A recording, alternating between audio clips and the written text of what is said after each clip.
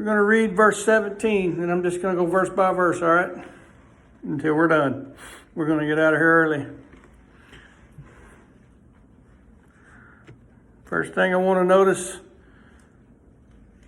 Jonah chapter 1, verse 17, is an assignment. Now the Lord had prepared a great fish. See that word had prepared? That just simply means the Lord assigned a great fish. It didn't mean he modified a great fish. It means he assigned a great fish. In other words, this fish, you fish, this fish. I have an assignment for you, fish. That's what that means. And it says a great fish. That word fish means fish. Plain and simple. It doesn't say whale. It doesn't say shark. It just says fish. It's dogma or daga. And he prepared or he allotted this fish to go and swallow Jonah. Jonah, or fish, great fish, big fish. You go, I am giving you an assignment, fish, to go swallow up Jonah. Now y'all remember what happened in Jonah chapter 1. God sent the great wind. The ship was being torn up. They casted lots. The lots fell on Jonah. The question was asked, who are you? Blah, blah, blah, blah, blah. And I don't want to rehash all that. But they ended up throwing Jonah off the boat. And that's where we find ourselves in verse 17 of this chapter. The Lord, Jonah he's thrown off the boat, and God said to a fish, your assignment is a great fish. Don't know what kind of fish it was. You go swallow Jonah. Simple as that. Don't have to complicate it.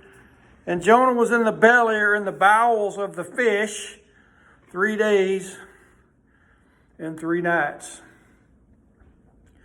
Now then, I think we need to turn to Matthew chapter 12, verse 38.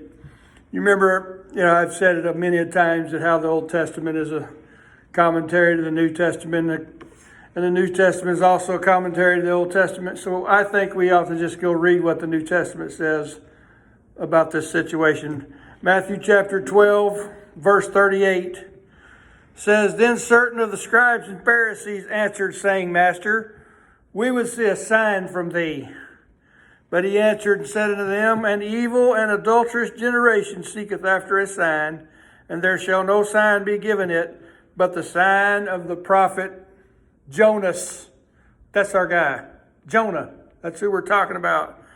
For as Jonah was 3 days and 3 nights in the whales, that word whale means sea creature, belly, so shall the Son of Man be 3 days and 3 nights in the heart of the earth. The men of Nineveh shall rise up in judgment with this great nation, and shall condemn it, because they repented at the preaching of Jonahs. And behold, a greater than Jonahs, or Jonah, is here. So you read a little bit about, so what is that? That gives credibility to the story of Jonah. People say the book of Jonah was a fairy tale, a myth, a made-up thing. Well, then why did Jesus talk about Jonah? He says, as Jonah was in the belly of the great fish, so shall I be, or the Son of Man be in the heart of the earth. So it's not made up, it's a real thing. It's not a fairy tale. So they threw Jonah out. And I thought of something else. I'm going to back up a minute. They threw Jonah out. And based on Jonah's disobedience, the men on that boat repented and started to worship the one God, Jehovah. You think about that? Jonah was disobedient to God. Here's this believer not doing what God wanted him to do. And the catastrophe that befell him, based on that, these men turned to Jehovah. Have you thought about that? Is a catastrophe really a catastrophe? Does God see a catastrophe in anything? We see catastrophe in everything. Well, that's just catastrophic. This or that's going to happen. What a terrible thing. Does God see catastrophe in anything? Here's a man who was disobedient to God, and based on his disobedience, a catastrophe befell them, and these men repented and worshiped the one true God. So Jonah's out in the ocean. He's out there drowning. God says, fish, don't know what kind of fish, go swallow up Jonah. And that's where we are, all right? So where is Jonah now? He is in the belly of the great fish, right? Isn't that obvious from what we just read?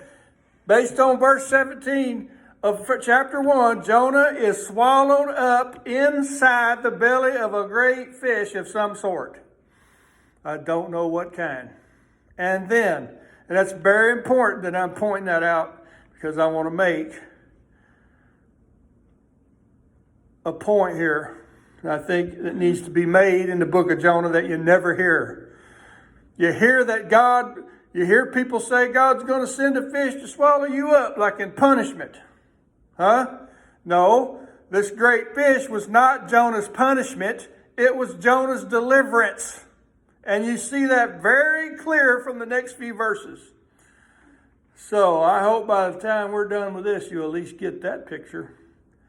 We all want deliverance. Huh? We all pray for deliverance. We all need deliverance. God help me. But maybe we ought to realize that God helps us. No catastrophe befalls him. We want to choose our deliverance, don't we? That's the American way. We want to choose. We're the mentalists. We want to make everything happen our way and be our way and do things the way we want it to be done. So Jonah is now been delivered from drowning in the bottom of the Mediterranean Sea by a great fish. So now we are in Jonah chapter 2, verse 1. Do you get that? I bet you will by the time we're done, if we'll just use a little bit of common sense. Look at verse 1. Jonah prayed. Then Jonah prayed unto the Lord his God out of the fish's belly. Whatever kind of fish this was, from that fish's belly, Jonah prayed to the Lord thy God from the bowels of this fish. Not in the fish's mouth, like you hear taught. A whale scooped him up in his mouth. No, he's in the bowels of this fish. Whatever kind of fish it was. This is where we're going to read about the prayer of Jonah. Where was it from? From the fish's belly. Where was Jonah? Cast out of the ship. Where? In the Mediterranean Sea. And God allotted or chose a fish and assigned it to go swallow Jonah. Now he's in this fish's belly. From this fish's belly he prayed. Are you with me so far? What prompted Jonah's prayer? Verse 2. Be very clear. Here he said, I cried by reason of mine affliction unto the Lord, and he heard me out of the belly of hell. That word hell means the grave or the pit. Get it? Grave or pit. He's praying and thanking God for his deliverance from the fish's. He's praying from the fish's belly about the way he found himself out in the middle of the Mediterranean Sea, somewhere out there, I don't know. I cried, and thou heardest my voice. Past tense. I cried, you heard my voice. Here I am now praying. For thou hast cast me into the deep, in the midst of the seas, and the floods compassed me about, and all thy billows and thy waves passed over me. You know what that sounds like, y'all? A drowning man. Drowning in the middle of the ice, cold, frigid, gigantic, gargantuan-sized Mediterranean Ocean.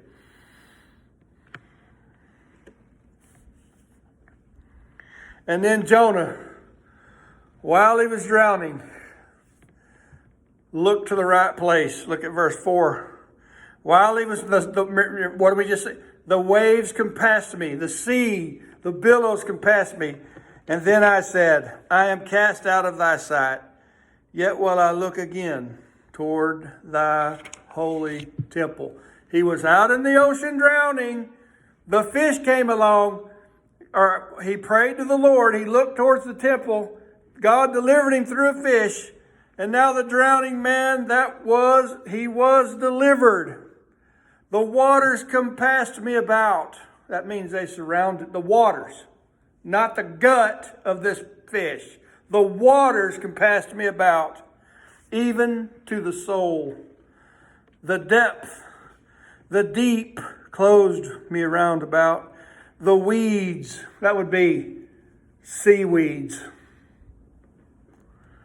were wrapped about my head. I went down to the bottom of the mountains. The earth with her bars was about me forever.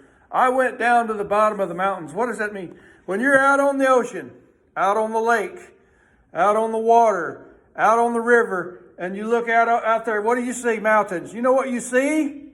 The tops of the mountains. You know where the bottoms of the mountains are? Underneath the water, that is the bottom of the ocean. I don't know how deep Jonah went, or I don't know where he was on that Mediterranean Sea, but he went to the bottom of the mountains where the seaweeds wrapped around his head.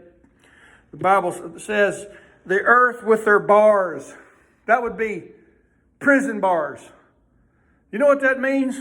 Jonah was done. He couldn't swim. He couldn't get away from his situation. He was stuck.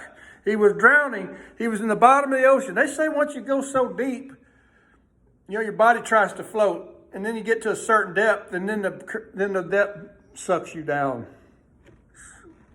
I don't know how all that works. I looked up drowning, just out of curiosity. What does it mean to drown? There's a lot of stuff out there about drowning. You know, it takes about, on average, 10 minutes to drown. After you go underwater, on average, 10 minutes. To die from drowning. If the water is real cold, add 5 minutes to that. So where was Jonah? Mediterranean Sea, probably ice cold. So I don't know how long Jonah was in the water drowning. I don't know how long he laid on the bottom of the ocean in the seaweeds. I don't know, but from that place of drowning, he looked towards Israel, or towards the holy temple. Prayed to God, and God delivered him, sent a fish down to swallow him up. The earth with her bars was about me forever. Yet thou hast brought my life up from corruption. Where is he? In the fish's belly. And what did he say? You have brought my life up from corruption. O Lord my God, when my soul fainted within me, I remembered the Lord. And my prayer came unto thee into thine holy temple. Huh? How about that? Isn't that wonderful? Jonah disobeyed the Lord, got quite comfortable with it, fell asleep in a ship that was getting ripped apart by a hurricane of some sort, so much that he didn't even wake up. They threw him out. Now he's awake. Threw him out in that ice cold water. He's drowning. I don't know how long or how deep he went, or when he went unconscious, but at some point, he remembered the Lord. And he looked towards God's holy temple, and he cried unto the Lord. And the Lord, when my soul fainted within me, I remembered the Lord, and my prayer came up unto thee into thine holy temple. Huh? Isn't that wonderful? Disobedient man remembered the Lord. Maybe he could have bypassed that entire spectacle. If he, you know what? Couldn't he? If he obeyed God, wouldn't he have bypassed that whole? Could you imagine getting thrown off in the Mediterranean Sea? And you know, the biggest sharks, world record sharks, great white sharks ever caught were caught in the Mediterranean Sea. I studied the Mediterranean Sea, or just a little bit about the fish in it. There are some crazy big fish in the Mediterranean Sea. Sharks, grouper, other kinds of fish. There's a fish that looks like a perch. Weighs 1,000 pounds. You don't think it can't suck you up? I don't know what kind of fish it was, But he's drowning out in that sea, and no doubt in the dark, in my mind, I picture dark. And he remembered God, and God sent a great fish to come and deliver him. And then there's a realization. And this is a realization, I think, that defines the entire book of Jonah. That defines every one of us. It should, and if it don't, it will one of these days, and I hope it's sooner than later. Verse 8, they that observe, this is what Jonah said. They that observe lying vanities forsake their own mercies. What in the world? That little verse of scripture used to just puzzle me when I'd read it. You're reading, the swashbuckler.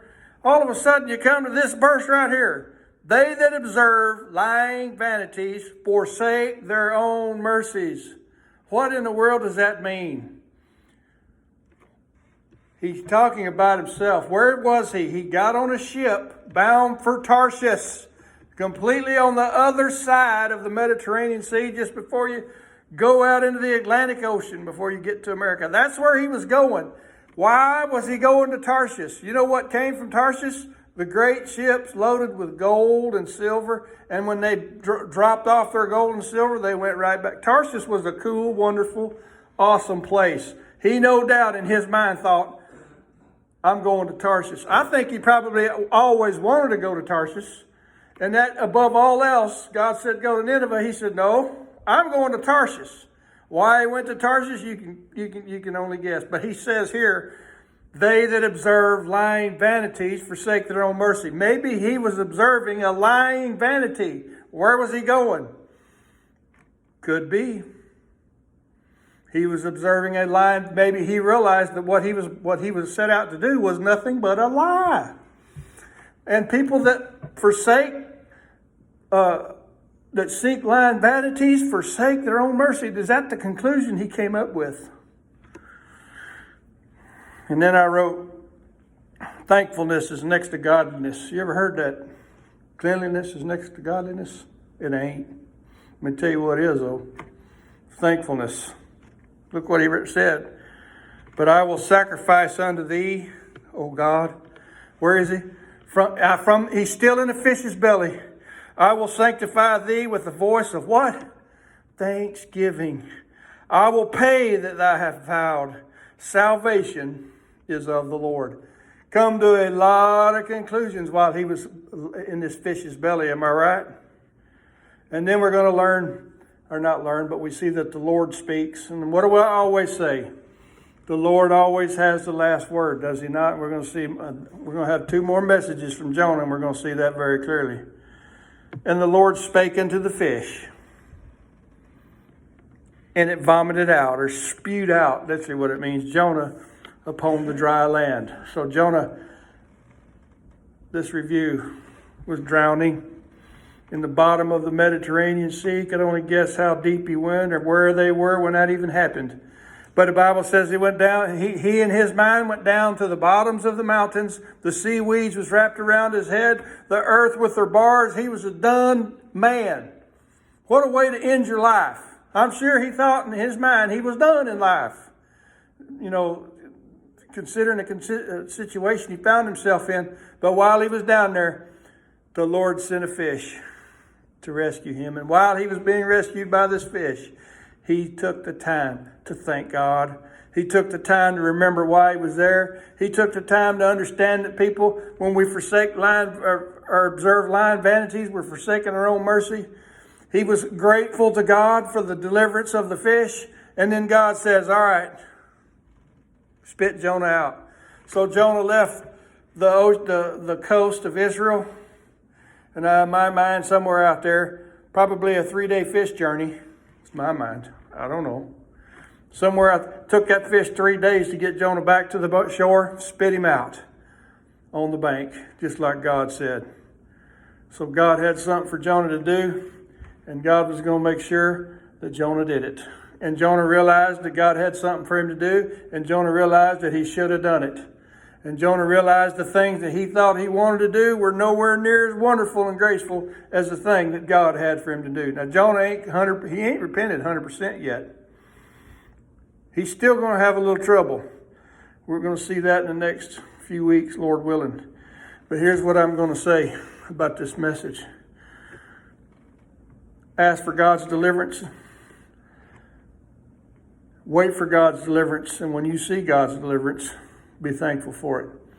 Don't ask God to deliver you in a certain way or a certain thing, but when you see it, when you recognize the deliverance of God, we need to be thankful. We need to realize what's important, and we really need to realize that God has something for us to do, or we'd be dead. God had something for Jonah to do, or what would Jonah have done? Come to his end at the bottom of the mountains, in the bottom of the ocean of the Mediterranean Sea, in the seaweeds, did he not? But God had something for him to do. God has something for you to do? I asked, does he? What is that? Well, the Bible don't say. Well, it does say a few things. It tells us to be grateful. Does not? Doesn't the Bible tell us to be grateful? Doesn't the Bible say be thankful? Shouldn't we do that? Doesn't the Bible say love the brethren as I have loved you? Does the Bible? Can't we do that? Can we give without an expectation of receiving? Can we do that? Can we not forsake the assembling of ourselves together as the manner of some is? Can we not do that? So isn't there a lot of things that God asks us to do that we can read about and see point blank what he wants us to do? Let's not observe lying vanities, because that's the very thing that will keep you from loving your brethren. That'll keep the observing of the lying vanities, the things this world has to offer, the things that Tarshish has to offer, that awesome Tarshish, that awesome ships from Tarshish. You know, the Bible has a lot to say about the ships from Tarshish. Whatever that has to say is not as important. It does not offer you the truth and the peace that God offers. Don't do it. That's a lying vanity. But what God asks us to do in the New Testament, it's not a lying vanity. That's the truth. That's what brings us true peace in life. Huh? Not the things that Tarshish offers. By the way, we live in a world of Tarshish. America is the greatest Tarshish of all. We can observe those lines. Observe means to pay attention to take heed in, to dial in on, to focus, to keep, to hold dear. That's what they that observe lying vanities, what? Forsake their own mercies. Let's not get cast into the ocean of the Mediterranean Sea. Let's just seek to please God in the things that he asks us to do, and he didn't ask us to do very many. Go ye into all the world, teaching them to observe all things whatsoever I command you. That's what he told the disciples. It's not much, is it? We can either do that, or we can get what the old Tarshish, the United States of America, has to offer us. Things and stuff. Money, money, money. Wealth untold. But what did Jonah say? Lying vanities. Observe those if you want to, but you'll be forsaking the mercy of God. You forsake the mercies of God. God has the mercies, but when we observe lying vanities, we forsake them. So here we are in the second chapter of Jonah. We got 2 more chapters to go. I hope y'all come around for that. I hope we're able to finish those 2 chapters. I don't know about you, but I have received a tremendous blessing from looking at Jonah, that old prophet from years and years ago, and the relationship that God had with him, and how God loved him, and how God loved those men who threw him off the boat, how God stopped the storm for those pagans, and how God sent a fish to deliver Jonah from drowning in the Mediterranean Sea. It's been a blessing to me. Can there be any more blessings found in the next 2 chapters? Can there? Guess what?